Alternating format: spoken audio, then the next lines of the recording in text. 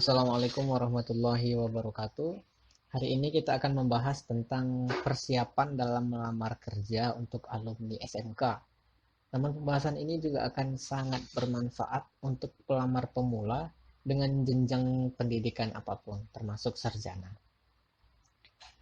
Yang akan dibahas pada video ini adalah tentang BKK online, surat lamaran kerja, CV atau resume, dan vlog untuk melamar kerja. Langsung ke pembahasan pertama mengenai BKK online. Saya bahas sedikit tentang BKK online karena alumni SMK harus tahu apa itu BKK online.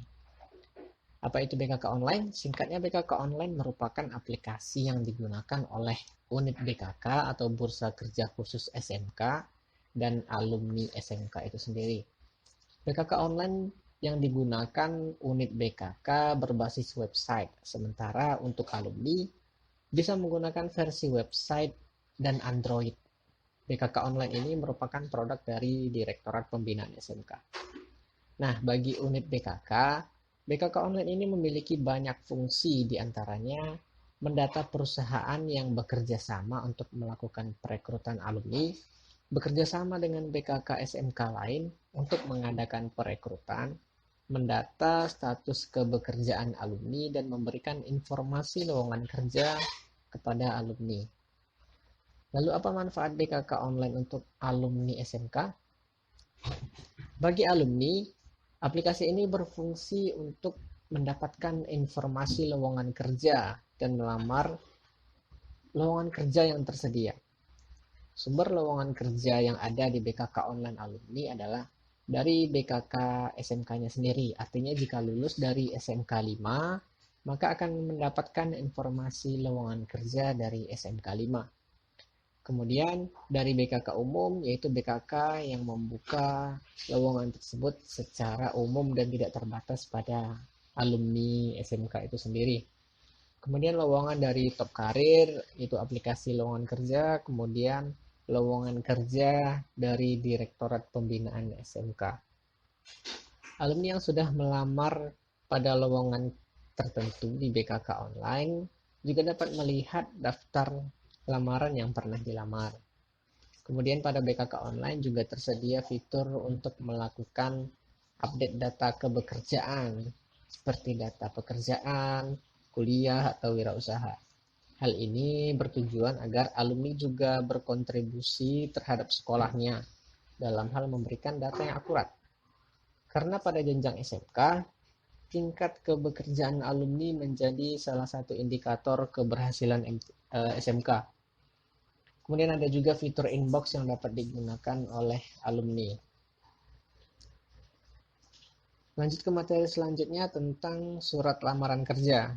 Ketika seorang ingin melamar pekerjaan, maka surat lamaran kerja ini seperti ibaratnya karcis atau tiket agar lamarnya tersebut dapat masuk ke tahap seleksi.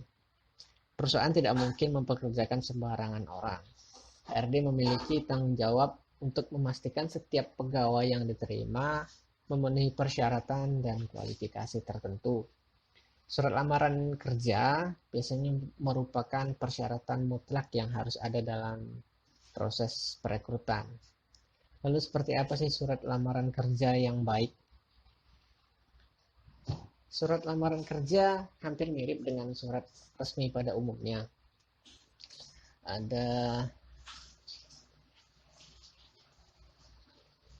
tempat dan tujuan, tempat dan tanggal penulisan, contohnya.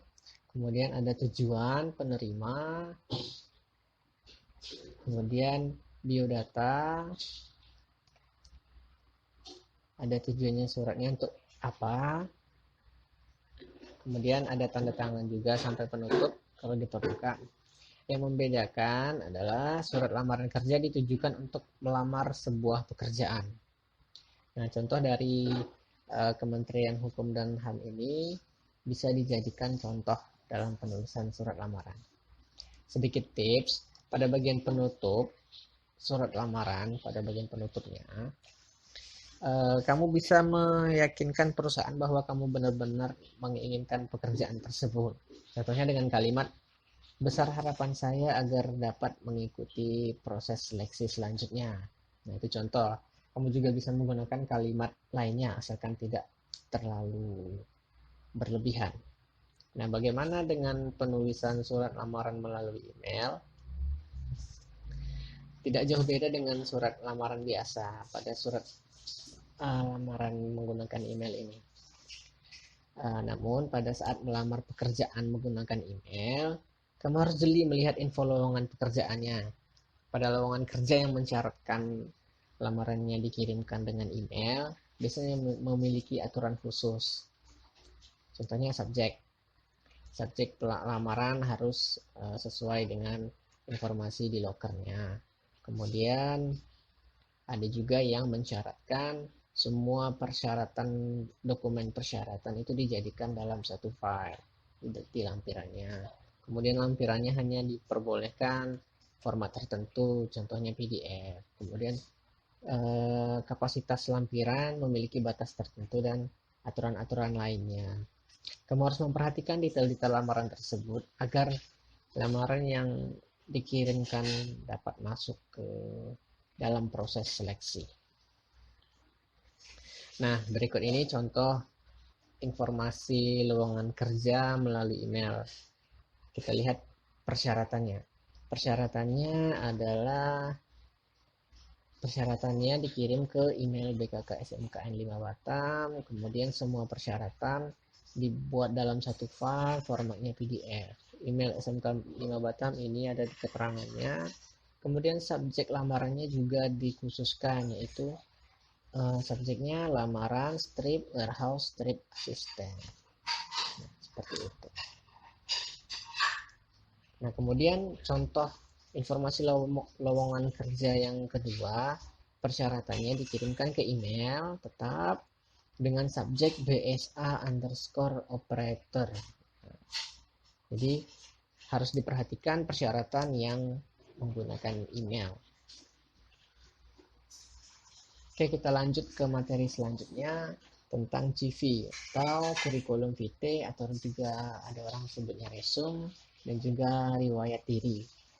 Nah, CV ini pada lamaran kerja biasanya berdampingan dengan surat lamaran. CV paling tidak berisi tentang informasi pribadi seperti nama, alamat email, nomor telepon, dan alamat tempat tinggal. Ada juga informasi mengenai pengalaman kerja, riwayat pendidikan dan pelatihan, serta komponen pendukung lainnya seperti kemampuan atau skill yang dimiliki, bahasa yang dikuasai, hobi, dan lain sebagainya. Tips untuk membuat CV ini adalah tempatkan diri kamu saat sedang dalam proses wawancara atau interview dengan HRD. Kemudian HRD tersebut meminta agar kamu menceritakan diri kamu. Maka sebagai pelamar kerja, kamu harus memaksimalkan waktu yang diberikan untuk menceritakan hal yang dianggap penting dengan waktu yang singkat dan terbatas. Sama seperti CV, kamu harus menceritakan hal yang penting dengan space kertas yang terbatas. Nah, berikut adalah contoh CV. Ada item seperti nama, foto, kontak, bahasa yang dikuasai, skill, pengalaman kerja, riwayat pendidikan, kemudian ada sertifikat yang dimiliki. Nah, CV sebaiknya didesain semenarik mungkin. Banyak sekali template CV gratis yang ada di internet. Silakan dieksplor dan gunakan yang terbaik menurut kamu, atau bisa juga dibuat sendiri desain CV-nya biar terkesan personal. Pembahasan terakhir adalah vlog untuk melamar kerja. Masih banyak pendapat tentang vlog untuk melamar kerja ini. Masih juga banyak perdebatan tentang perlu atau tidaknya vlog sebagai syarat untuk melamar kerja. Namun sebaiknya bersiaplah untuk perubahan, karena penggunaan teknologi sangat masif digunakan, termasuk untuk proses perekrutan. Kalau dulu hanya melamar pekerjaan dengan surat yang ditulis di kertas, kemudian berangsur-angsur menggunakan email, kemudian juga menggunakan aplikasi. Nah, siapa tahu nanti vlog bisa menjadi salah satu syarat wajib untuk melamar pekerjaan. Banyak faktor pendorong agar vlog dijadikan salah satu syarat dalam melamar pekerjaan.